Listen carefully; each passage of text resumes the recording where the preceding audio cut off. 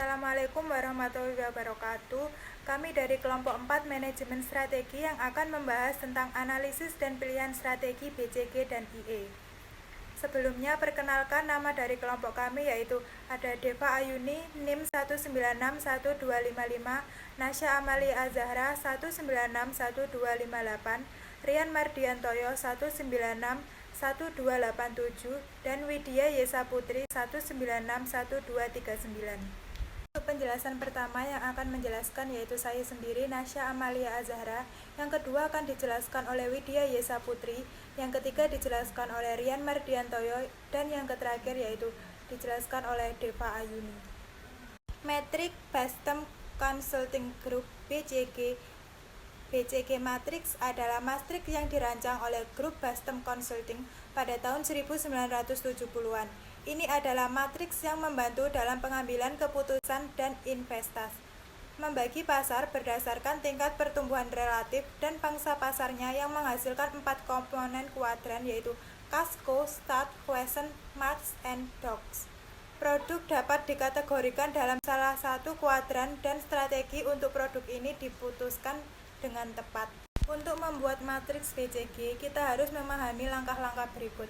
Yang pertama yaitu memilih unit, yang kedua menentukan pasar, yang ketiga menghitung pangsa pasar relatif, yang keempat menghitung tingkat pertumbuhan pasar, dan yang kelima gambar lingkaran pada matriks. Dan contohnya seperti gambar di samping.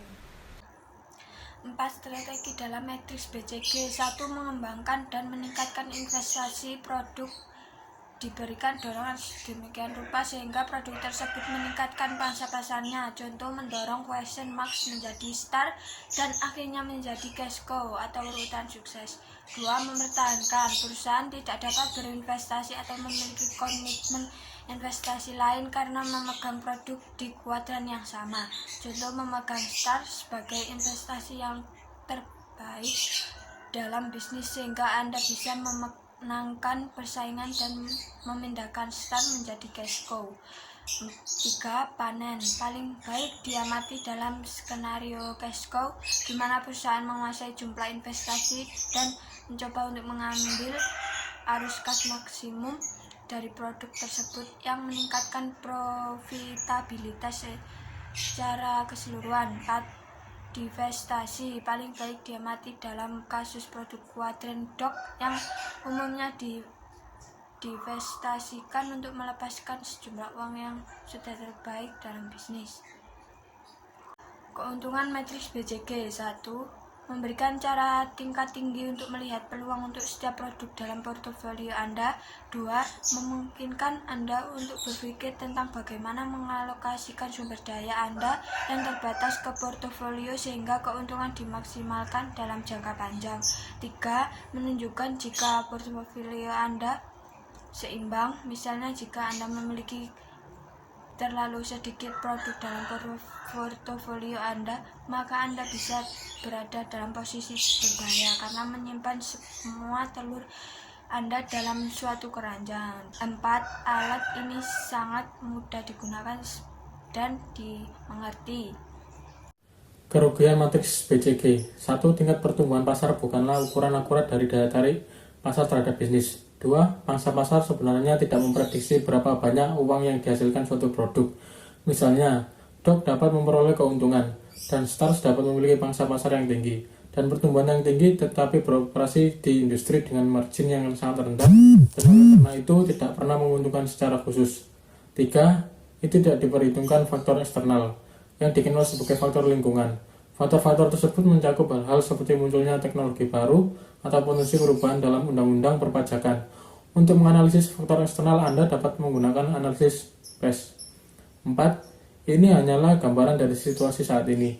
Itu tidak terlihat untuk melihat apa yang kemungkinan akan terjadi pada pasar di masa depan. Matriks McKinsey adalah alat yang lebih baik untuk digunakan menganalisis portofolio Anda jika ingin memahami apa yang mungkin terjadi di masa depan. Tujuan matriks BCG untuk mengetahui produk manakah yang layak mendapatkan perhatian dan dukungan dana agar produk tersebut bisa bertahan dan menjadi kontributor terhadap kinerja perusahaan dalam jangka panjang. Setiap produk memiliki siklus hidup produk, dan setiap tahap dalam siklus hidup produk mewakili profil risiko yang berbeda. Secara umum, perusahaan harus menjaga portofolio yang seimbang dari produk yang dipasarkan. Portofolio tersebut bisa dalam rentan produk dengan pertumbuhan tinggi maupun pertumbuhan rendah.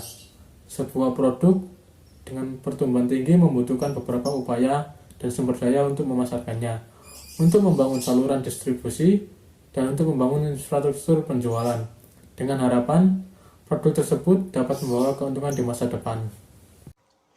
Matriks internal eksternal. Matriks IE ini dikembangkan dari model General Electric, GE model. Parameter yang digunakan meliputi parameter kekuatan internal perusahaan dan pengaruh eksternal yang dihadapi. Tujuan penggunaan model ini adalah untuk memperoleh strategi bisnis di tingkat korporat yang lebih detail.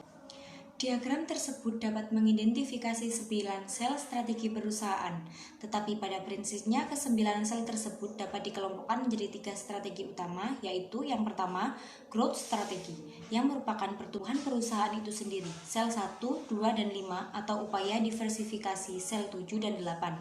2. Stability strategi adalah strategi yang diterapkan tanpa mengubah arah strategi yang telah ditetapkan. Yang ketiga, retirement strategi, sel 3, 6, dan 9 adalah usaha memperkecil mengurangi usaha yang dilakukan perusahaan. Sekian sedikit penjelasan dari kelompok kami, semoga dapat kalian pahami dan bermanfaat untuk kita semua. Apabila ada kesalahan dalam menyampaikannya, kami mohon maaf. Terima kasih. Wassalamualaikum warahmatullahi wabarakatuh.